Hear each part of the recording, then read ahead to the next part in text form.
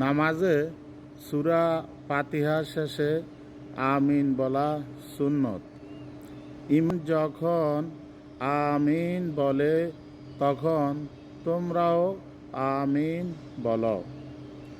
বুখারী, মুসলিম এবং বিভিন্ন হাদিস গ্রন্থে এই হাদিসটা এসেছে।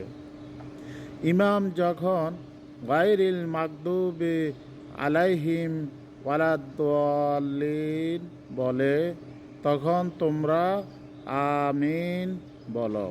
বুখারী, মুসলিম সহ বিভিন্ন হাদিস গ্রন্থে এই আদেশটি এসেছে। আমিন বলার ফজিলত: জমিনে মুসল্লিদের আমিন বলা আর আসমানে ফেরেশতাদের আমিন বলা যদি এক হয়ে যায় তাহলে মহান আল্লাহ অতীত জীবনের গুনাহসমূহ মাফ করে দেন। অতএব আমরা চেষ্টা করি রাসূলুল্লাহ সাল্লাল্লাহু আলাইহি ওয়াসাল্লামের এই সুন্নাহটা চালু রাখার জন্য।